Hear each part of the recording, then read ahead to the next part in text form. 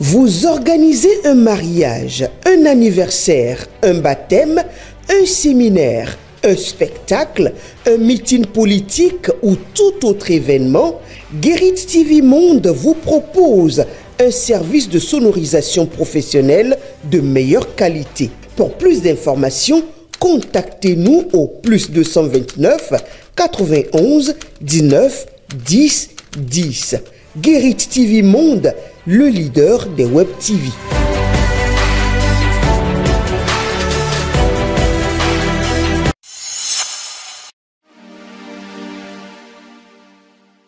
Amis internautes de Guérit TV Monde et lecteurs de Matin Libre, bonjour. Bienvenue dans la revue des titres de votre quotidien en sa parution de ce mercredi 20 novembre 2024. Loi des finances exercice 2025, Bio-Tchane défend avec brio plus de 7 milliards de budget. Le défilé des ministres au Parlement dans le cadre du vote de la loi des finances exercice 2025 continue. C'est au tour du ministre d'État Abdoulaye Bio-Tchane de présenter avec satisfaction ce mardi 19 novembre 2024 aux députés les grands axes du budget du ministère du Développement et de la Coordination de l'action gouvernementale. Pendant ce temps, non-respect des décisions du groupe de travail de l'ONU, à Ivo et Madougou, qui risque le Bénin s'interroge mon confrère. Analyse des juristes et spécialistes des droits humains. Glory Ossou, l'image du Bénin a été vivement écorchée. Pour l'Andrea Delacon, un État qui se comporte ainsi perd en crédibilité. Frégis Atendoglo, tôt ou tard, il faudra indemniser ces personnes. Dans un récent avis datant du 15 août 2024, le groupe de travail sur la détention arbitraire du Conseil des droits de l'homme des Nations Unies a exigé la libération immédiate du professeur Joël Aïvo, condamné à 10 ans de prison alors qu'il était candidat à l'élection présidentielle de 2021. Le groupe de travail de l'ONU estime sa détention arbitraire. Un avis similaire avait été émis en faveur de l'ancienne garde des Sceaux, Rekia Madougou, mais il se dégage comme constat que le gouvernement et les autorités judiciaires béninoises semble faire preuve d'une certaine indifférence face à cette décision. Qu'en est-il du caractère exécutoire de ces avis? Que risque le Bénin en ne s'y conformant pas? Votre journal vous propose des analyses de plusieurs juristes et spécialistes des droits humains à lire aux pages 2, 3 et 4 de votre journal. Audit du fichier électoral, le ministre de la Justice reçoit le cadre de concertation de l'opposition. L'audit du fichier électoral avant les élections générales de 2026 continue de faire débat. À propos, le ministre de la Justice et de la Législation, Yvon Detienou, a reçu en audience ce lundi 18 novembre 2024 les responsables du cadre de concertation des partis politiques de l'opposition au Bénin. Autre volet de l'actualité dans la suite de cette revue des titres, lutte contre la radicalisation, l'extrémisme violent et le terrorisme dans le Nord, Enabel renforce les capacités de la police républicaine. Il a été procédé au lancement d'un atelier de renforcement des capacités de la police républicaine dans la prévention et lutte contre la radicalisation, l'extrémisme violent et le terrorisme le mardi 19 novembre 2024 au centre pastoral Monseigneur au cœur de Natitengu. Cet atelier qui s'inscrit dans le cadre des activités du projet Pro-Nord PAOP